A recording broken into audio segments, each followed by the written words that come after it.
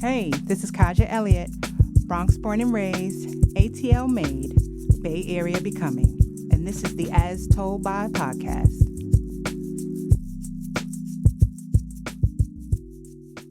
You're straight. All right. Welcome to this week's episode of the As Told By podcast. I think we're up to what now? Episode 1, 2, 3. So this is episode 3. We're at the halfway point of the season. And my guest today is, do I want to give you the name first or do I want to give y'all the hints first? I'll give you the name first. Because this is, y'all know this name. I know y'all know this name because everybody knows him. It's Azikiwee Anderson of Rize Up Bakery, the fastest growing bakery I've ever seen. So Azikiwee is the homie. The bread is great. The business model is booming. So I'm like, we need to get him up to the As Told By podcast to talk to him. So thanks for coming up here. Thanks for having me. Absolutely. I feel all super special. Listen, this is a special thing because it's raining today per usual. This has been raining for 40 days and 40 nights. It feels like I was like, he came pulling up in here on 2 wheels trying to get in here from the city because, you know, business and rain and transportation waits for no man. So I'm glad we got to sit down and talk today. I am too. I literally, I was making sure everything was getting delivered to all the different markets in the rain. So I ended up Ubering over here because all my vehicles are snatched up. They busy delivering that bread. Yeah. So listen, let me let you talk. I introduced you just at a high level, but for the listenership who may not be familiar with you or with Rize Up, tell them what Rize Up Bakery is. So it's, as far as I know, especially in San Francisco, it's the only Black-owned artisan sourdough bread bakery. So I started out of my home during the beginning of the pandemic.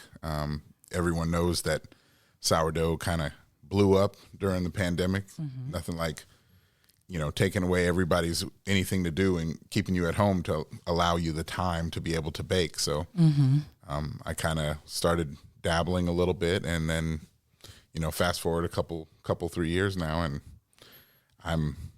have my own bakery and a bunch of employees, and wow, you know, it's really, really crazy. I tell people all the time, I feel like I'm scaling at the speed of sound, but now it might even be the speed of light. It's really nuts. I've seen you say that, and I definitely want to dig into what that's been like. But let's start back at the beginning, because I feel like I know you, but I feel like I don't know a whole bunch about you. Like, I just remember Azikiwee showing up, and I'm like, where did he come from? I know you're not from the Bay originally, so take us back to the beginning. Oh, we're going way back? We going back, because I want people to feel like, you know, they know the bread through you, right? So who's Azikiwee? Where are you from? Where did you grow up originally? You know, what's your family dynamic like? And then how did you find your way into the Bay Area? Well, 47 years ago. No, I was born in New Orleans, and my mother brought us to San Francisco under duress when I was about 5 years old. And when we first got here, we didn't have any place to go, so we were homeless for a while. Wow. And then we got picked up by a battered women's shelter, and then they helped kind of rehabilitate my mom and kind of get her into school and just kind of teach her what's what in the city and kind of help her go through what she was going through to, you know, kind of make a new start. And then, you know, we were here until I was about 11. And then, you know, that was kind of beginning part of the kind of crack epidemic in San Francisco, or in California in general, or the world. And my mom was like, you know, where we could afford to live was not the greatest, you know, single mother with 3 kids. So she was like, all right, I got to get you guys out of here before something goes bad. And so she took us up to Chico, California. Okay, I've heard of Chico. And we had never heard of Chico. He's like, we had not. Yeah, we had not heard of Chico. And so we went up to Chico, and Chico was a bit of a mixed bag because it was quaint and kind of small townish, which allowed us a certain amount of freedom. but it was also not very diverse. So we stuck out like sore thumbs. And so, I graduated from high school and literally left the next day and moved to Santa Rosa to go to junior college. Okay. Santa Rosa Junior College is dope, if anybody's listening. And I didn't really know what I wanted to be, didn't really know what I could be. And then by hook or by crook, started skating inline skates. I was really into quad skating. Dude? Yeah, I'm a skater dude in a weird way. Yeah, Cool, I'm a twisted road. I got all sorts of. That's why I said, how far are we going back? So I started. I was a gymnast at my big old self was a gymnast, and I used to coach gymnastics at a period of time. And then I had some dudes come in, and they were like, "Hey, we see you coaching people. You think you can coach us? So we want to learn how to do some flips." And they were a ragtag little crew. I was like, "Sure, I can teach you." You know, I'm 6'3" dude, black dude with dreads in like all white town teaching gymnastics, and they were just like, "You're different." So I was like, "Okay." The story is great. Yeah, this is great. This is all right. Fun. So I started teaching them, and there was one of the two brothers that I was teaching, and if I said black, he said white. If I said white, he said black. It was like he was just confrontational in general. He's a good cat, but he was like, he's like punk rock, and was like, the things that you're teaching us aren't what I see in the videos. I want you to teach us what's, I want to be able to do what's in the videos. So I was like, well, I've never seen these videos. so why don't you bring me a video and I'll show you, I'll see if I can teach you. So they brought me a video and I watched it and I was instantly amazed. I was like, oh my God, I didn't know people could do that on skates. So then I started hanging out with them and started skating. Then I got sponsored, and that kind of changed my whole life and changed my whole trajectory. Oh, wow. So I skated. I was a professional skater for, upwards of 20-something years. Wow. And I was like, went to X Games kind of stuff and really judged. And that was my whole livelihood.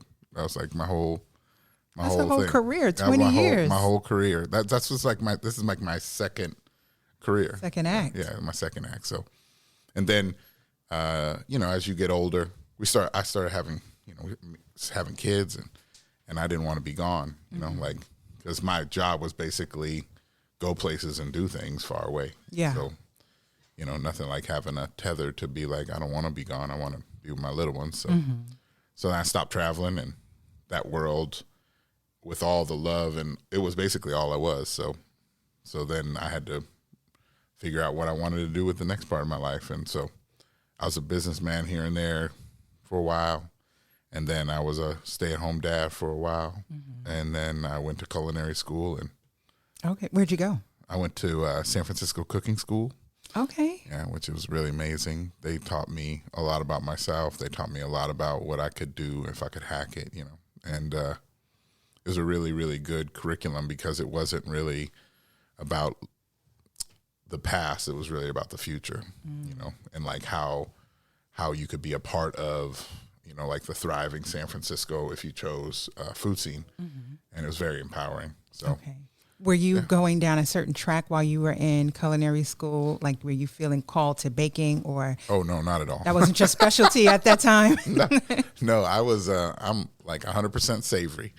Like even to this day, like, don't get me wrong. I like sweets every once in a while, but it's like a bite here and a bite there. I don't know if it's my past or like just my body style in general, but I'm always afraid. I'm like, I ain't trying to get no beatus. So I try to chill out when it comes to sugar. Yeah, right. The sugar trying to come get me. So I mostly was into savory, doing, whether it's ceviting steaks and searing them off or, making gumbo or, all the things, So classically French trained, I guess. But then, and actually I thought I couldn't bake. Like I can make like biscuits, I can make like cornbread, I can, stuff like that. But, when it comes to like bread making, I was like, nah, that's not for me. Yeah, that's a skill.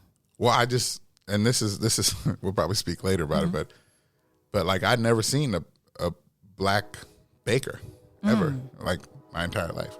So those are some of the things that I came to where all of a sudden I realized, like, representation really does matter, because I'd never seen anyone even remotely look like me that does what I love doing now. So I where was I? You went to culinary school. I went to culinary school, yeah. And I worked at a couple different restaurants and did a bunch of gun for hire, where I would show up and do stuff for people, with people, other chefs I knew, like backup.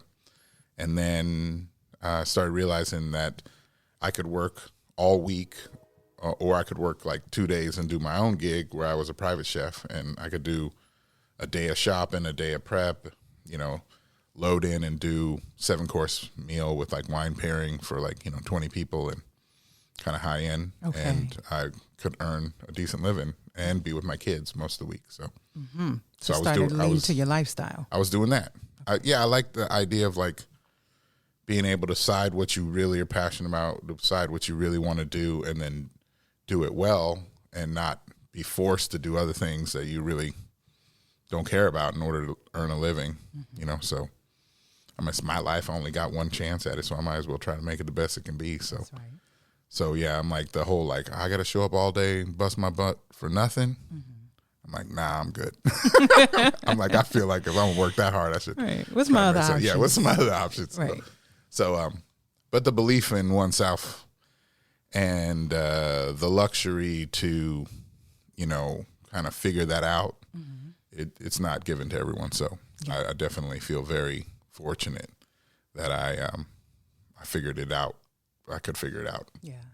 So now, so French trained chef, classically trained chef, working in restaurants, working as a private chef, and then the pandemic comes. Boom. And shelter in place, and nobody's going to any place. So you're a chef, you make food, you create social events around food, and now nobody's leaving the house. My family was eating really good. I bet they were. For the first 2 or 3 months of pandemic, it was like Shay Azikiwee up in this.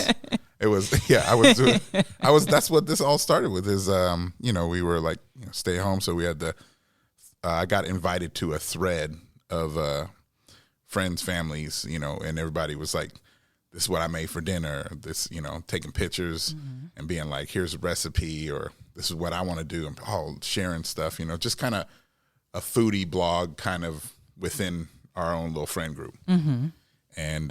And then it was like, I started making sourdough. You guys want to make sourdough? And I was kind of like, I'm good. And they were like, what?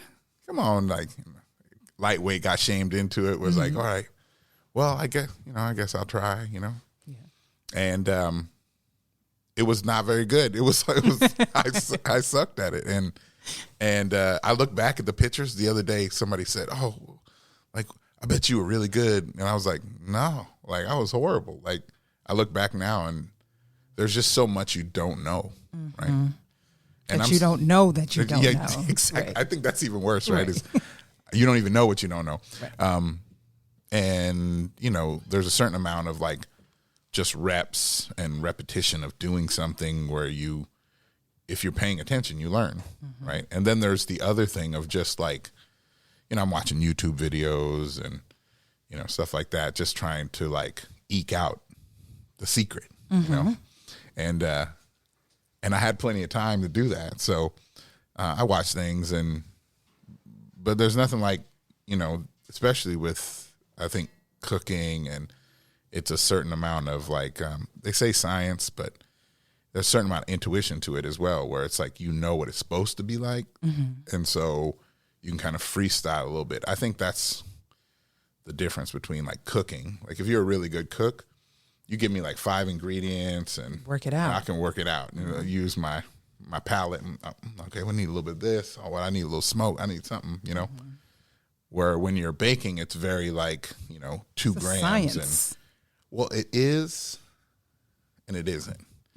At the beginning, if you don't have, like, if you're not controlling variables and you don't understand what variables affect the outcome, then you're just adrift. Like, like you just have ingredients, right? Like I tell people cook, it's like you can put a bunch of ingredients in it. It doesn't mean you got a meal, right? Like you just got all the pieces, but you know, the technique and the, like, you know, have you ever had it where you like go to eat something, carrots aren't quite cooked right, the you know, onions Pasta's are still too hella soft. crunchy, everything's over.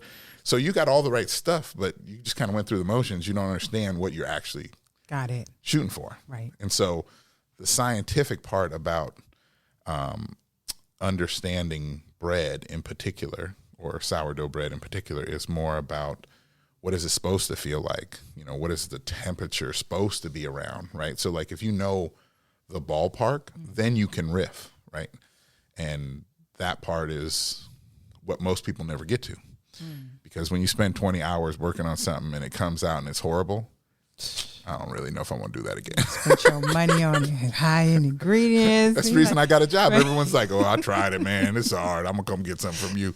Like, we can't even eat this. Yeah. So I made a lot of those mediocre, like, oh, this is good. It's like, why did your voice go up so much? Like, if your voice go up that high, like, obviously it's not that good. It's interesting, right? Yeah, right. You can always tell when someone really likes something, they go, their voice drops. It's like, this is good. If people go, it's like, oh, no. That's the indicator, right?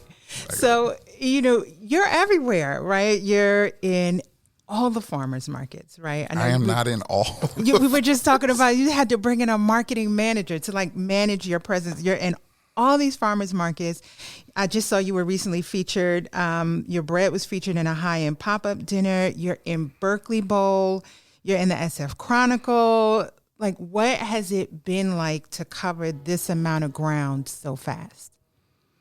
Well, did I say I was ADD? Did I say I got ADHD? No. So this is the way my brain works, like, all the time, and always has been. So most of the time, it's a hindrance, because if I'm getting pulled this way and pulled that way, like, my follow through or my throughput sometimes gets pulled off course because I've got grandiose ideas, and I have this weird thing where I think I can do almost anything. Right? I'm like, well, if I put some serious work in, I can figure it out. That's my superpower. And so, at the first bit, it was just 20-hour days of that, just so that I didn't let people down. And I also have that where it's like, I want to show. I've been kind of self-reflecting lately. So I definitely always wanted to show the world that I was worth something.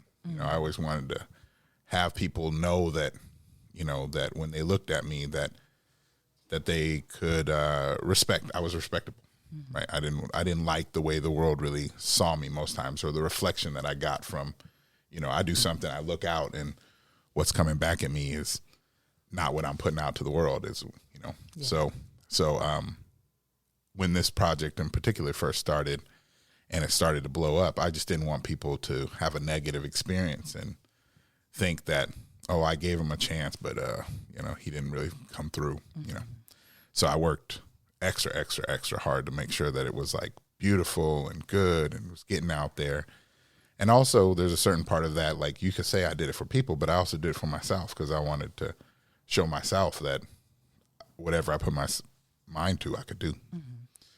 So yeah, this has definitely been like, at the beginning it was like work, and then it got to a place where it had a certain gravity of its own, where people started being like, I like what you're doing. I want to help. And I was like, okay, sure. Yeah. We take out. Yeah. Like, come on in. I got millions of hours worth of work for you.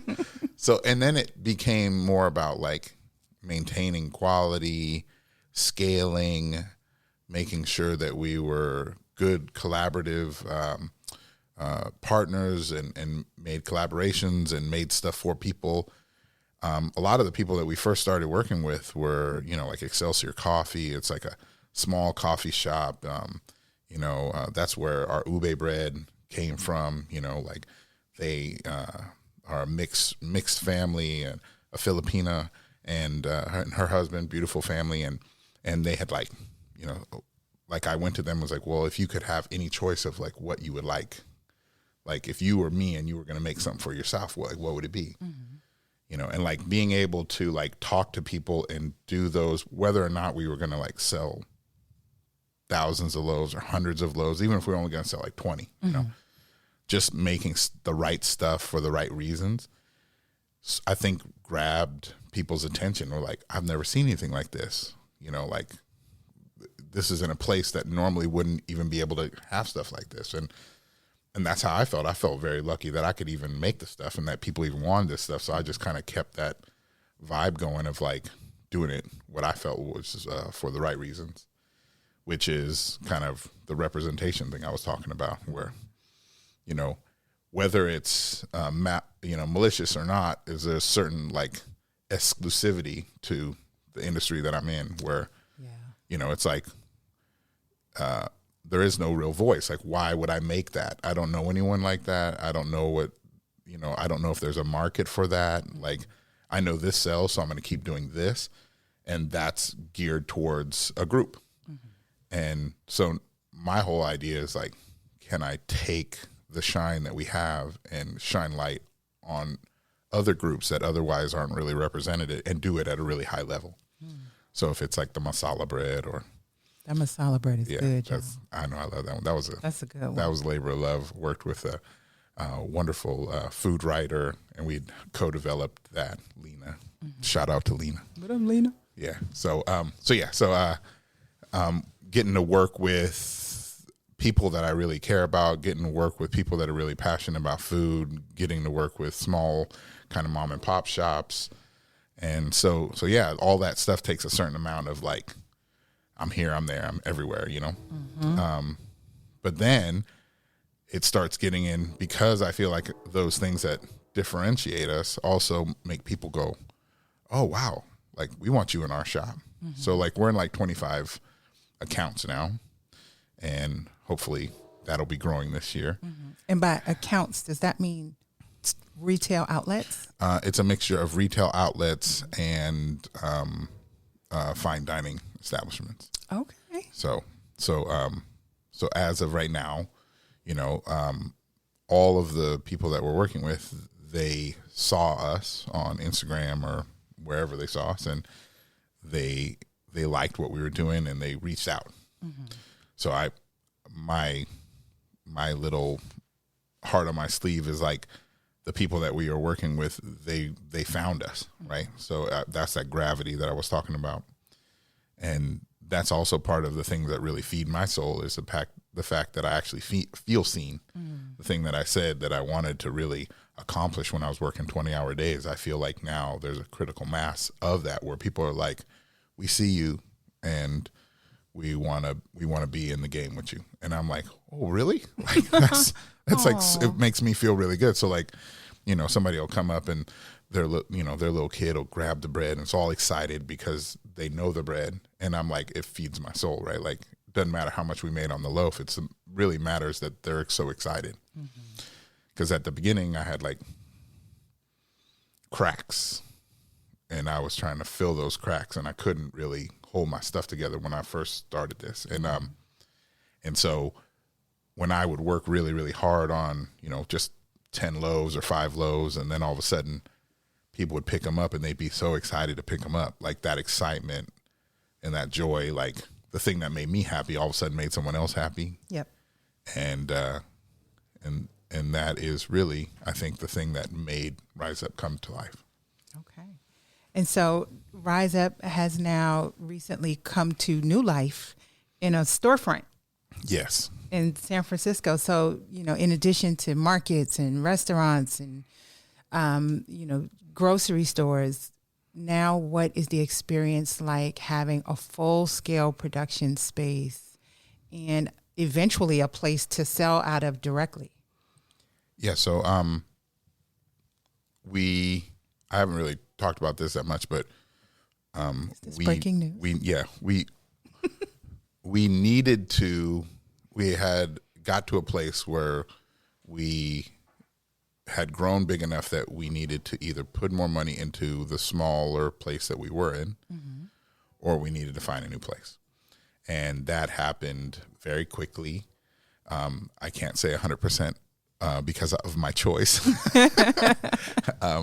And so the very first place that, like the day that I found out that we needed to move, the very first place we went to is the place we're at now. Oh. So I like. So why hit a quitter? No, it was definitely not. Oh. But it was the very first place we went. And I walked in and I was like, oh my God, like I could totally make dreams happen here, right? Mm. And I go and walk every space, and because wouldn't really call myself like a visionary, but I can see things, right? So when I walk into a space, my imagination is such that I can imagine what it would be like.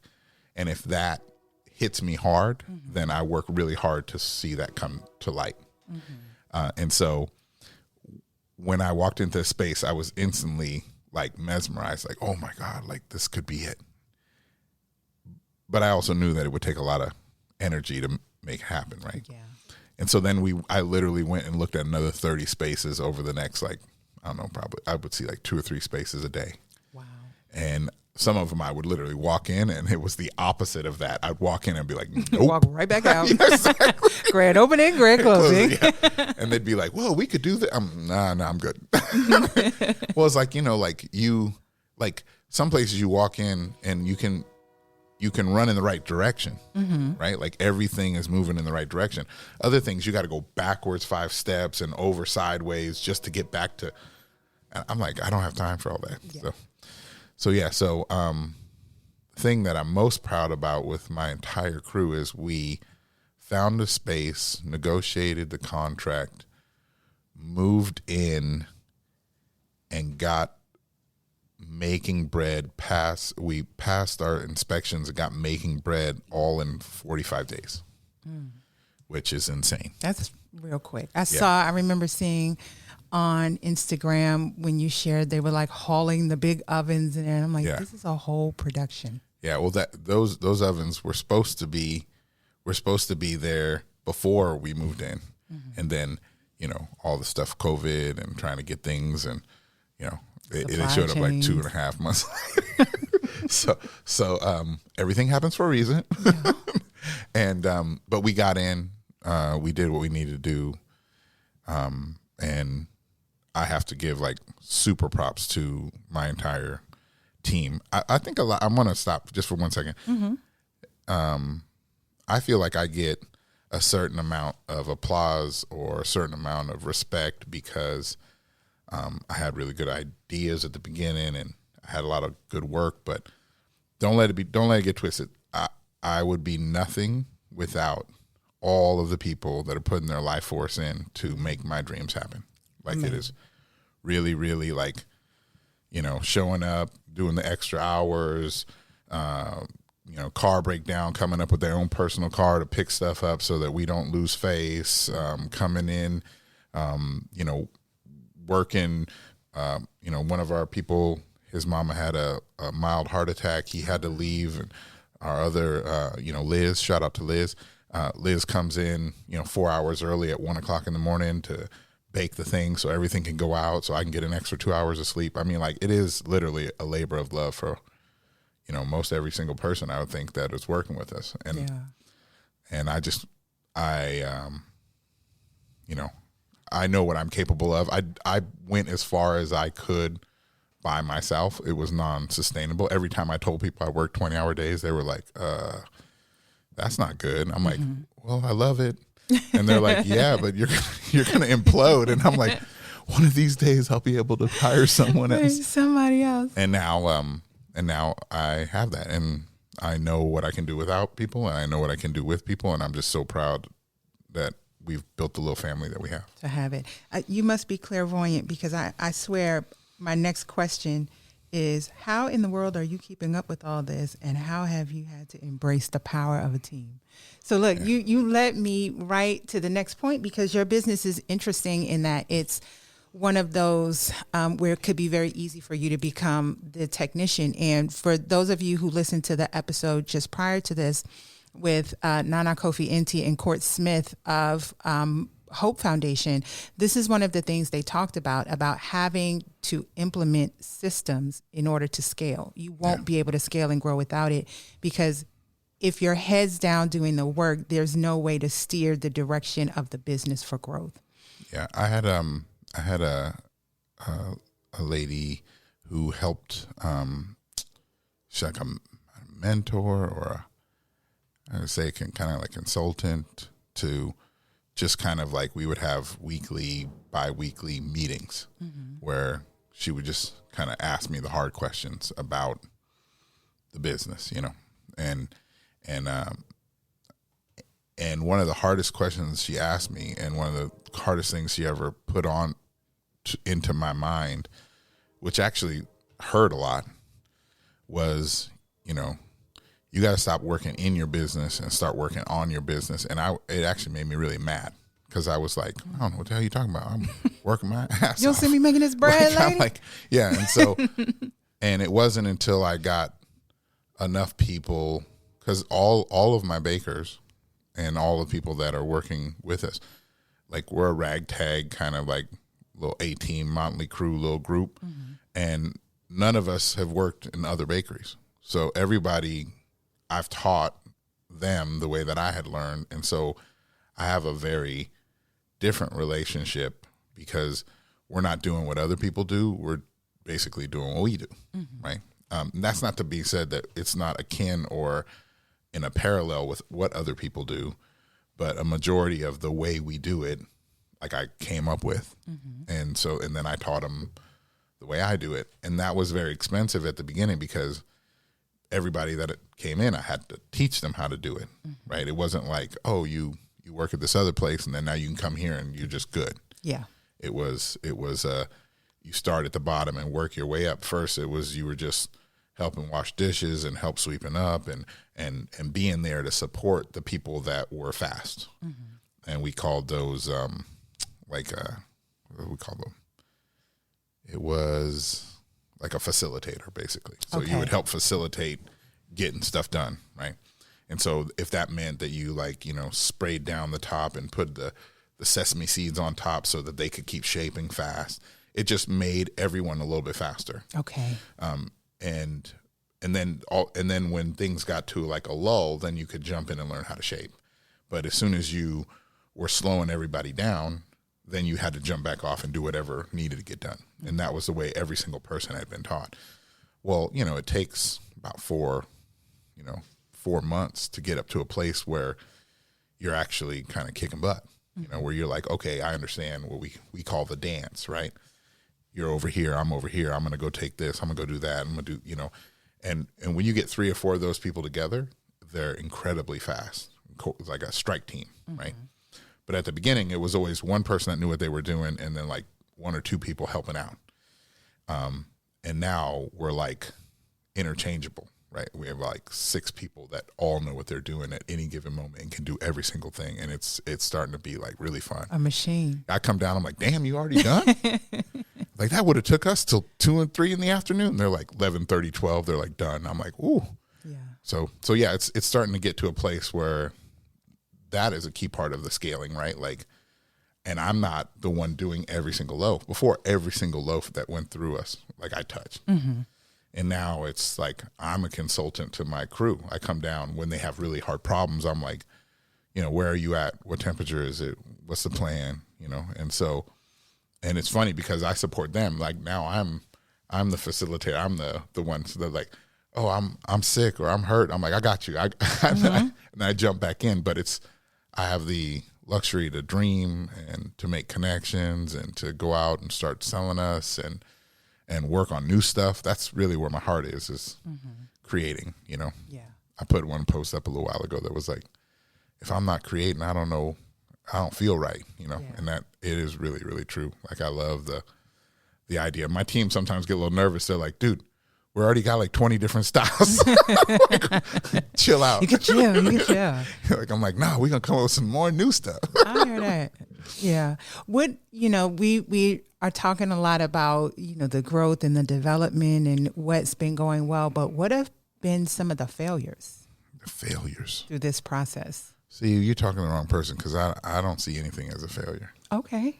My perspective is I'm always going to make the best decisions I can make with the information that I have. I'm always going to come at it with a good heart and good intention. And even if something doesn't work out, it's not a failure because I just learn things. Mm-hmm. So I learn, what not to do. I learn my own limitations. I learn not to push people too far. I learn, something positive about what somebody on my team, what they're capable of, right? So it's never really like a failure. I make mistakes, some things that I'm like, damn, that sucked, mm-hmm. But, why did it suck? It sucked because we tried to do it too fast. It sucked because we didn't have enough lead time. It was bad because it was on a day when our biggest day and I try to squeeze something else in. You just learn not what you can't do or what can go wrong so much as like when you should try to do it and what the rhythm is of your life, what the rhythm is of the shop. Okay. And sometimes that's a financial rhythm. Sometimes that's a personnel rhythm. Sometimes that's a amount of sleep rhythm. So I just keep trying to hone who I am and trying to be, a good leader, I guess, The bandwidth of the business. Yeah. You can mess yourself out by trying to do too many things at once, right? Mm-hmm. I've done that where I'm like, okay, I can do a lot of things, but maybe I shouldn't try to do all those at the same day, at the same time, yeah. And at the beginning it was like, well, it felt like it's like, well, if we don't do certain things, we're going to like go off into obscurity. So it's like, we need to deliver. Mm-hmm. Right. And that's what I think, the good part of learning, even though it was hard and has been hard on everyone at times, is, would you rather push your limits and do an extra 30 than you've never, you're always going to be bumping up against the most you've ever done. Mm-hmm. Right. I feel like I want to know where the line is. Right. I want to know what we're capable of. And I just try to inspire people to enjoy that ride. Mm-hmm. And not, some people are like, oh, we got to do more. It's like, no, we get to do more. Get to do more. It's not we gotta. I mean, everybody can go home early and we turn the lights off right now, but that's not really what we're trying to do, right? And everyone's like, no, we want to do more. So, yeah. Well, one of the ways I've seen that, you've gotten your arms around doing more is partnerships, right? Partnerships with other businesses in the Bay Area. So I know you have a partnership with That's My Jam company. Yes. Those biscuits, which are very good, by the way, and, yes. and easy to prepare. I thought you were talking about the jam. Yes, the jam is very good. That's what I was saying. Oh, the jam is bomb. But the biscuits that you've made to pair with them, which currently are exclusively available at That's My Jam pop-up in-person vending events. Yes. But then over the holiday, you partnered with Gumbo Social as for some consultative information on making the gumbo loaf, which was very good. Thank you. I had one of those. Yes. Good job with that. Thank you. I appreciate that. Absolutely. But, what are some things in this process that have been important to you as far as what you can impart to other emerging entrepreneurs? Yeah, I feel like many hands make light work. I also feel like a certain amount of game recognized game. Mm-hmm. I mean, I feel like there should be a support group for, young entrepreneurs because we're just a different breed, right? Like you try to go and tell your friends about, you worked 20 hours and drove all this way and set up the thing and the pop-up and their life is so different that it just you sound crazy, right? Like, why would you do that? And it takes a certain amount of obsessive compulsive nature to like just push through the like doubt, push through the mental turmoil that you go through. Like you have to kind of be made for it. You have a certain amount of grit to just, there's been days where I'm like, I don't know how we're going to get through it.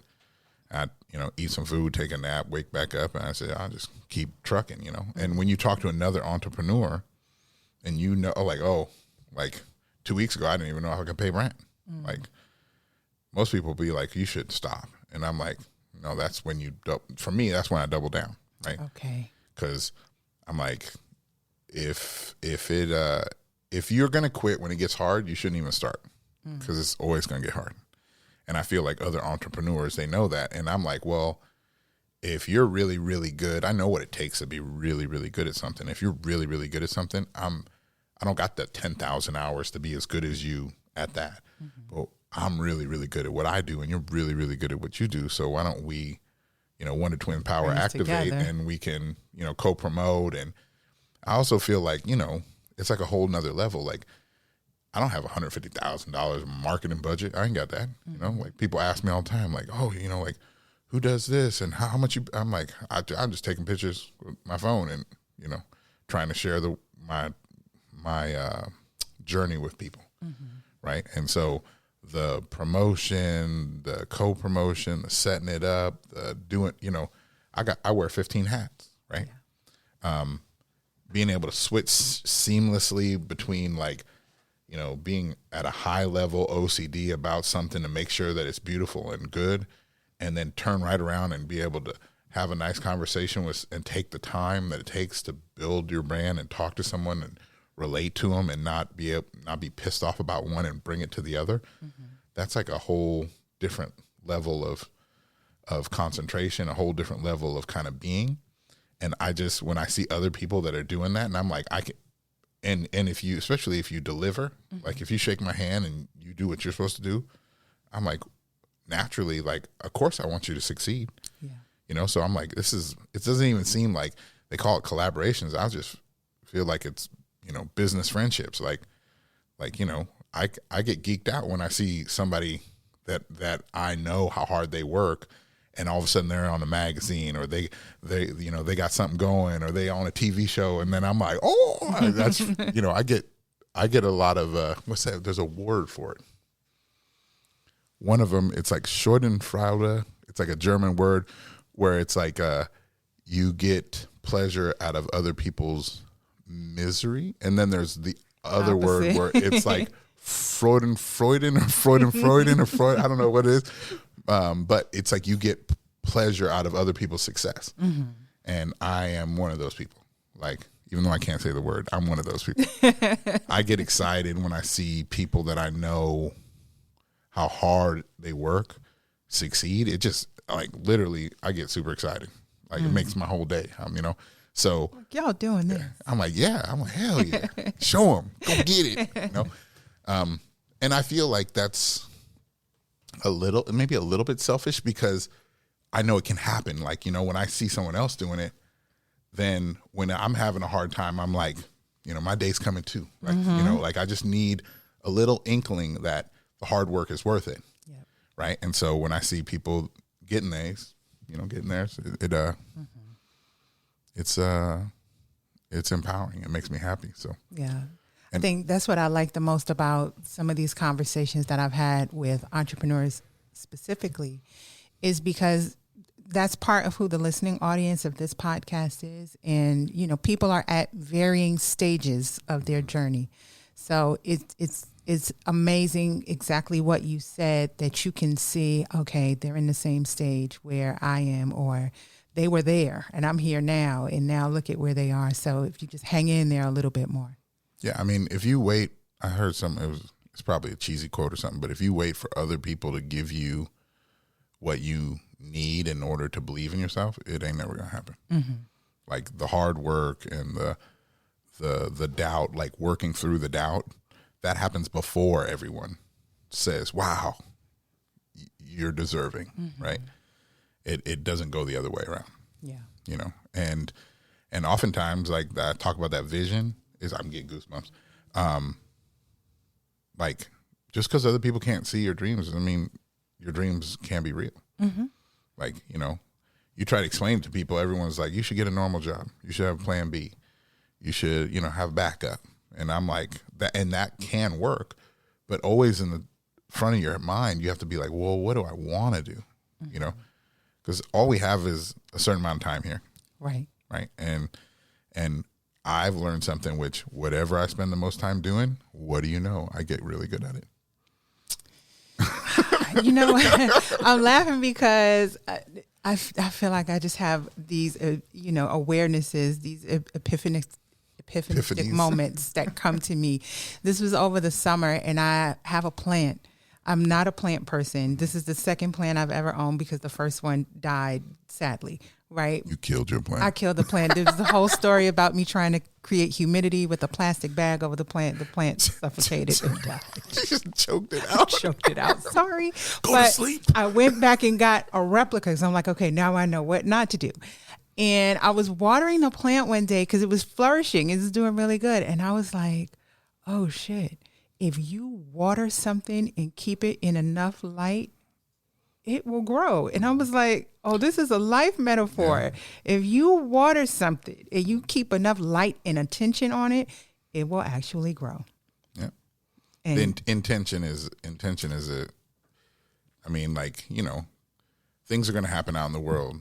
But if you turn your gaze on something and you like, I need to do this, I want to do this, I'm going to spend time doing this, it happens. You get what you get. Yeah. You get what you put in. Yeah. Yeah. And that isn't always it doesn't pay back, pound for pound, mm-hmm. right? So you can put in a lot of energy moving in a direction that maybe isn't what you really want to do, and it's kind of like a law of diminishing returns. Like you can put in 10,000 hours, doesn't mean every one of those hours is going to get paid mm-hmm. right? The idea is that if you're doing something that pays your soul as you're doing it, it's not as big of a cost. Right. So if literally it's pulling teeth to do every single day, that cost is huge. Mm-hmm. And it sucks your life force because it's not fulfilling, right? It doesn't think of that word, fulfilling, right? It fulfills you, it fills you up, right? Mm-hmm. A full feeling. Yeah, exactly. Yeah. So if you're sitting there and you're like, okay, well, I'm doing this thing that is not fulfilling, it's basically sucking energy from you. Mm-hmm. So then by the time you're finished doing it, you need to recover. Yeah. So it's like leaving the lights on your car that just suck the battery dry, right? You need a generator. You need something in there that every energy that you put into it, it gives you something back to keep you powered, And that's, I feel super powered, right? Because the thing that I'm putting all this energy into makes me happy and fulfills my soul. And that was the reason why I chose to try to make a run at it, is I'm like, well, if I'm going to do anything, I should do something that really makes me happy. And now there's certain parts of it where you're like, oh, I got to do this. Oh man, this thing is late. Oh, these people, this person did this. Oh, the stuff broke, but all of those things are just kind of noise that gets in the way of what I truly love, which is doing the thing, right? It just, every once in a while, I'll jump over the hurdle so I can get back to doing the thing, right? But the thing is, it's cool. The thing is always what you come back to. Exactly. Yeah. What is the personal cost of all this been to you? I would imagine the time away from your family and those things, but looking back maybe over the last 2 years, what has the cost of this been? The cost?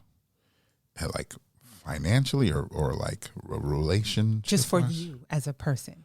How do you feel? Do you look back and feel like, boy, I used to have X as a really important part of my life, and that's just, I don't have room for that anymore. Or I used to really I used to really value, my perspective about this, and this has completely changed. So I talk about that part as like holding my breath. Mm-hmm. There are certain things, like I can take a certain amount of pain. I can take a certain amount of mental turmoil where it's like, I know that it can't stop me if I'm like when I swim, I'm not the greatest swimmer. Mm-hmm. And when I swim, I know that worst case worse, I can stop swimming. I can take a deep breath and I can just float. Right. And sometimes I even start to sink a little bit. I sink down a little bit, sink down a little bit. And then as long as I can swim back up just in time to get more breath, I'm living, right? It's not like, lamping on the beach, everything's perfect, but I can hold my breath for a long time, right? when you're holding your breath, you're not normally making motion. When I'm holding my breath, I'm not swimming towards the goal, right? I'm just recovering or maintaining. And I would say that I've gotten really good at holding my breath during this. I used to work out, 4 or 5 days a week. Mm-hmm. I don't really do that much anymore. Mm-hmm. I'm just now getting to a place because of the crew where I'm like feeling like I can maybe take vacations and go away for more than a day or two without feeling like things are going to get wonky. Yeah.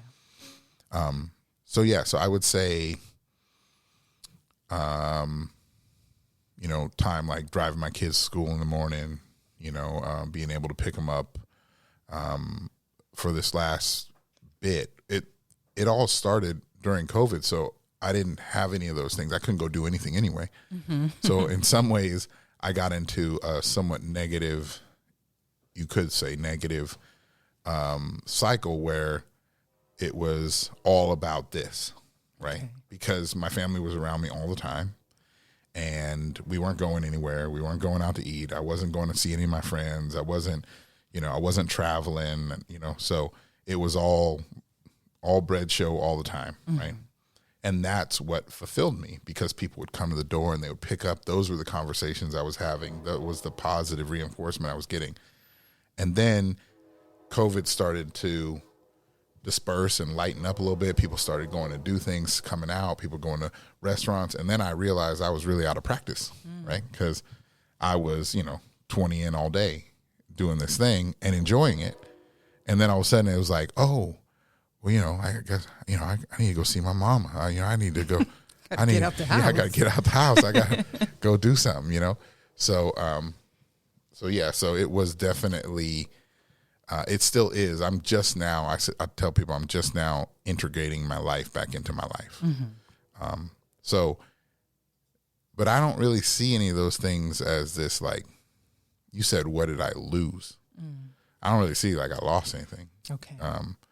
I see it as there are certain things that are important to me that have been put on a shelf for a while. But I've had that happen other times in my life where it's like, there's a season for everything, Mm-hmm.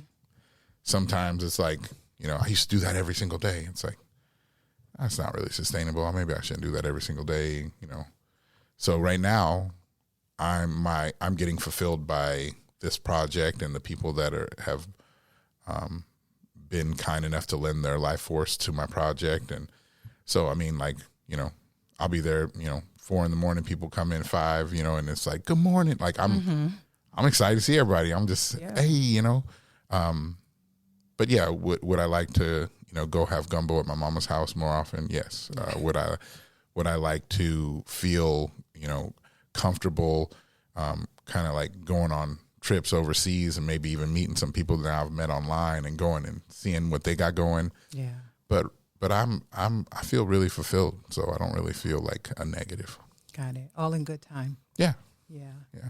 Well, look, but before we start, am I used up all the time? No, you didn't. But before we start getting ready to get out of here, look, for a regular home baker like myself, mm-hmm. right? So I have not ventured into bread yet, but I'm thinking about it, right?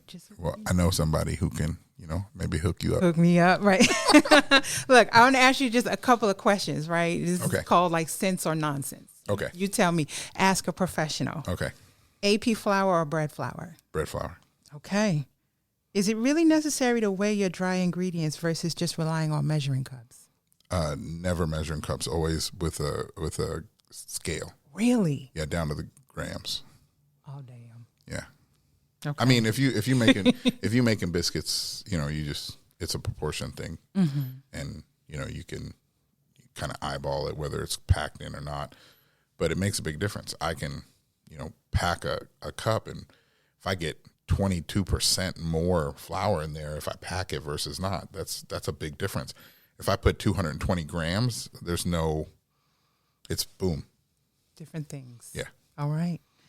Egg wash, milk wash, or none? 4. Bread tops? None.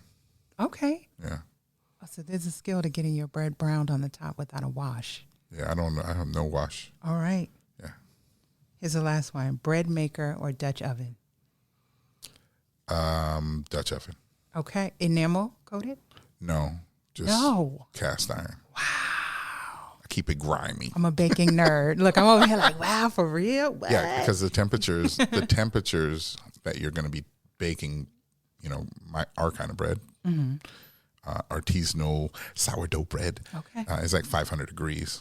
Oh, those beautiful enamel. I love a Le Creuset pan. Beautiful. Braise in it. All the things. Pass it down to your kids. Just don't drop it on the hard floor and crack it or something. But you put something in a 500 degree oven 15 times, and things start getting a little dingy, a little ashy. Come on, ashy bread. Yes. Okay, so great. For all the aspiring bakers out there like myself, you just put us up on game. And balling on a budget, you can get a combo cooker for like $40, and that thing's indestructible. Yeah. And then those fancy pans, they're beautiful, but you gotta bake a lot of bread in a $380 pan versus a $40 pan. Cut corners where you can. All right. Well, this has been dope. I really have enjoyed this conversation. I think the last thing I'll ask you is, what your hope is for Rize Up, and what do you want your entrepreneurial journey to represent to other people? I just want to make a difference. That's my key is we have a certain amount of people taking notice of what we're doing because we have attention to detail and because we care and because we make beautiful stuff, and that's great. But my whole thing is, then what? Right? We have our Pay It Forward program where, we donate, I can say now, thousands of loaves of bread to homeless and people in need. And that to me matters way more than, being fancy pants. And, I don't get me wrong.